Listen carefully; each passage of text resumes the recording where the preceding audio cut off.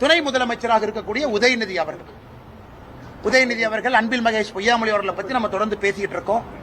அதுல அன்பில் மகேஷ் பொய்யாமொழி அவர்களுடைய மகன் எங்க படிக்கிறார் நம்ம சொன்னோம், பிரெஞ்சு படிக்கிறாங்க. ஆனா அரசு பள்ளியில குழந்தைகளை கட்டாயப்படுத்தி 2 மொழி படிக்க வைக்கிறீங்க, தரம் குறைந்து கொண்டிருக்கிறது, ஏன் கட்டாயப்படுத்துறீங்க? நம்ம இந்திய திணிக்கவே இல்லையா 3வது மொழின்னு சொன்னா அவங்க தரம் இல்லாம வரம்பு மீறி பேசுறாங்க. உதயநிதி ஸ்டாலின் அவங்ககிட்ட பத்திரிகை நண்பர்கள் கேட்கறீங்க இன்னைக்கு காலையில, ஐயா அரசு பள்ளியில் 2 மொழி, தனியார் பள்ளியில 3 மொழி, அதுவும் தமிழக அரசு அப்ரூவல் கொடுத்து நடத்தக்கூடிய இங்கிலீஷ் மீடியம் மெட்ரிகுலேஷன் தமிழக அரசு கண்ட்ரோல் இருக்கு. இங்கிலீஷ் மீடியம் மெட்ரிகுலேஷன்லயே நீங்க தமிழை கட்டாயமா வைக்கலையே, அதுலயே தமிழும் இருக்கு, ஹிந்தி இருக்கு, பிரெஞ்சு இருக்கு.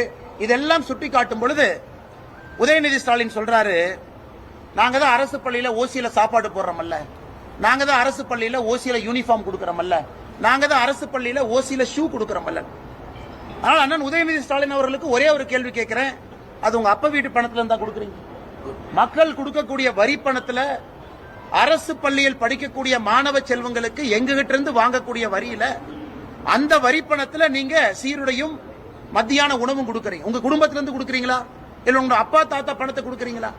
அப்படி இருக்கும் பொழுது பொறுப்பற்ற முறையில ஏதோ ஓசியில கொடுக்கற, இலவசத்துல கொடுக்கறன்னு கருத்து சொல்றாங்க. அது மட்டும் இல்ல, அண்ணாமலை தரமா பேசணும், தரம் இல்லாதவர்ங்கிறார். இன்னைக்கு